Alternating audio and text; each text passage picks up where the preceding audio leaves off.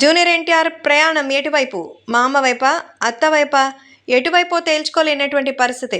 ప్రస్తుతం జూనియర్ ఎన్టీఆర్‌కి సంబంధించిన విషయాలు ఇప్పుడు సాక్షాత్తు మరి సోషల్ మీడియాలో సైతం ఎంతగానో సంచలనంగా మారింది.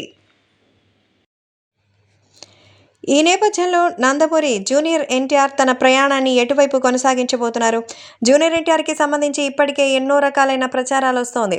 ఎన్టీఆర్‌కి తెలుగుదేశం పార్టీ పైన భరోసా లేదని, ఎన్టీఆర్ అసలు నందమూరి కుటుంబానికి సంబంధించి ముఖ్యంగా తెలుగుదేశం పార్టీతో ఎలాంటి అనుబంధం పెట్టుకోదలుచుకోలేదంటూ చాలామంది చెప్తూ ఉన్నారు. అయితే మరి పురంధరేశ్వరి అయితే ఇప్పుడు జూనియర్ ఎన్టీఆర్‌తో వీటికి సంబంధించి చాలానే విషయాలు మాట్లాడారట.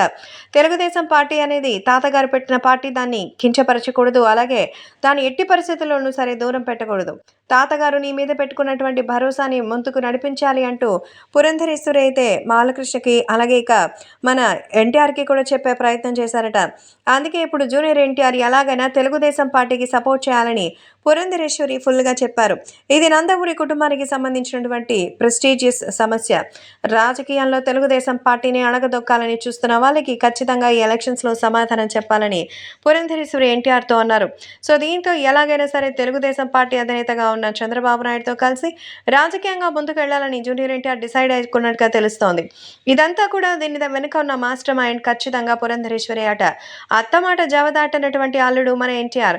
దీంతో తన మావయ్య అయినటువంటి చంద్రబాబుని కలిసి 2024 ఎలక్షన్స్‌కి సంబంధించిన ప్రచారంలో జూనియర్ ఎన్టీఆర్ కీలక భూమికను పోషించబోతున్నట్టుగా తాజాగా ఒక ప్రచారాన్ని కూడా జరుగుతోంది.